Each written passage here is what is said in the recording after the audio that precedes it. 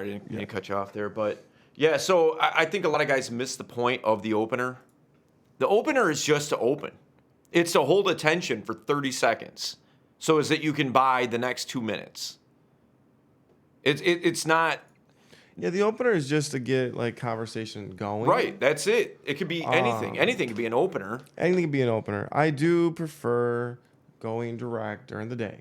Mm-hmm. I do prefer going direct at night when it's a young lady sitting by herself. Yeah. You know, like I don't think there's any reason to go and ask a girl that's sitting by herself at a bar or club, you know, who lies more. Mm-hmm. You know, men or women. Like it's just not congruent. You know, like I've done it. I've done it too. I'm not saying it's like awful. It just I don't really like state my intent right from the beginning. Mm-hmm. You know, and when I go direct, I will go direct when the young lady, because she knows. Yeah. She knows. She knows that I'm coming up to her to to start some kind of conversation with her because I'm attracted to her on some level. Like it should be pretty obvious. Mm-hmm. When I go up to a group, that's different. Right. You know, that just makes me more of a social person. Right. But if I'm just a man and there's like, let's say, 300 people around me, and for some reason I target your ass and you're sitting there all by yourself looking good, like, I can't be like, well, I'm not here for anything. Just wonder where the nearest Starbucks is. And, I don't know. It just doesn't, for me, it doesn't really, doesn't work and isn't congruent enough. Mm-hmm. To me, I feel like that's a chance for me to start off in the romance. You know what? I'm going to challenge myself because I don't really do it that way. So I'm gonna do that. We've talked about that before. So I'm gonna try your. I'll do it your way. I'll be honest with you. You've done my way. I think it's easy. I just don't. I don't really ever do it the way that. Here's all right. So if it's a one-on-one situation, like we'll just say, for instance, like yesterday, I was talking about being at Applebee's and I was talking to the bartender. Mm. See, I didn't have to open because me being there as a customer, that was opening. Yeah. Right? Yeah. So I didn't have to use an opinion opener there, but I wasn't being direct either until I felt like, we were just having general conversation. Once I saw some interest on her part, now I'm invested. Right. I wasn't trying to run game on her or anything like that. But once I saw that she was interested, now I'm going to start my shit. Yeah. So. I get it. Like, yeah, I mean, you can gauge, what's going on. Yeah. That's why I like hired guns so much. Yeah. It's less work, I think. Hired guns can be easier, but this is why I don't like hired guns, though. You ready? I don't like hired guns in certain locations because I feel like they're forced to talk to me. Well, they're all forced to talk to you. In any. Yes and no. Yes and no. I mean, like if she's my waitress and my server, yes. Mm-hmm. Okay. If I'm at a store, a clothing store, and she comes and talks to me, most of them don't make commission. Like a customer service side is gonna make her and force her to want it. They have to talk to me. Mm-hmm. But there are some places where they're hired guns where, like bartenders for the most part, if it's busy, they ain't got to talk to you.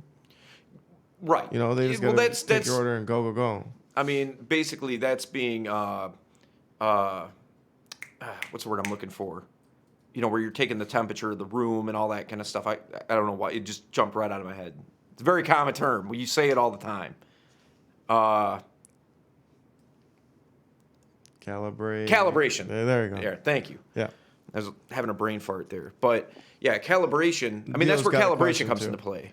Dios asked us a question. Oh, okay. Well, just finish my thought real quick. Sure. With calibration, that's where that comes into play. Obviously, you're at a super busy nightclub bar on a Friday night. It's banging. Of course, you're not like, hey, bartender, who lies more, men or what? That's not going to work. I fucked up and asked the bartender about the flossing before or after you brush your teeth. Oh, yeah. Yeah, that was a mistake. But I never do that shit when it's busy. Yeah. That's why I used to like going on slow nights during the week Mm-hmm. because she's got nobody else to talk to. Right.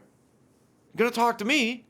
So when I go to dance clubs, like a gentleman's club, the waitresses there are able to come and sit down with you, right? Right. That's part of the whole shtick, Right. and I get that. But I usually make it very known my intentions and my attraction towards her, if there is that, when she's coming and sitting with me. Otherwise, I just don't fuck with her. But like, just take my order and have a nice day. Here's your tip. Right. But if I'm, what I'm saying, if I'm attracted and interested in her, I like that kind of hired gun because she chooses to sit with me. Fair. That's a good point. She chooses to sit with me. Like, if I go to Denny's, that waitress can't sit down with me. Right. She can, but more than likely she's not. Right. The other way in gentlemen's clubs, they have kind of the option. It's almost free. Yeah. So I do like that hired gun. I just don't like, because I don't know how many fucking Buckle employees I've picked up back in the day. Because they're some really pretty young ladies that have worked at Buckle. Right. And they do get paid commission. Right.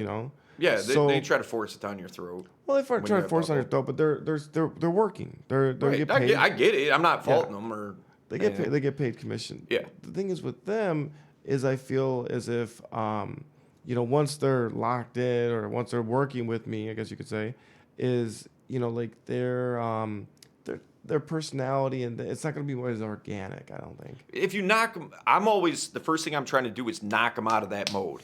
Mm-hmm. So if I'm at Buckle, for example, because I've done that too at the mall many times. So what I'm trying to do is I'm looking at clothes. I'm not stopping what I'm doing to deliver an opener or a DHV or anything like that.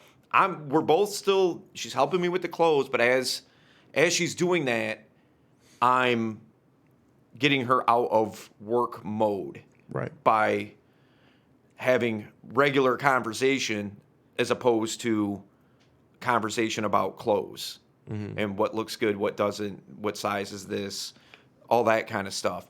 I'm going to start getting into throw a couple negs. I'm going to... you don't really use like dating apps or anything, do you? No, not currently. One of the things I have done is I pretty much was like, do you have Tinder? Yeah. Do you have Bumble? Right? Yeah. Let's do this. Let's change our distance to less than a mile or 1 mile and change our age group, that we're searching for to our ages. I'm going to match up with you and then we're going to talk outside of work. Why wouldn't you just get her number?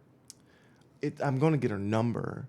Yeah. I'm saying that this is like my kind of you. joke. All right. Like if she's already there around me, I'm going to, instead of this, I'm like hitting on her. Right. That's like, I guess, a fun way for me at least to go about it. I like it. And I get to know a little bit more about her. Mm-hmm. Because if I ask her if she has Tinder or Bumble, she's way more likely to be available. Right. Of course. So it's a little bit of a screening process too. No, I like it. I like that. Use it, try it. I don't know. I've done it before and it's worked. Yeah. Yeah. It's cheesy, it's fun, it's different. But it helps. It helps kind of transition that. You know what I'm saying? Yeah. Instead of doing an indirect, which pair of pants do you like better?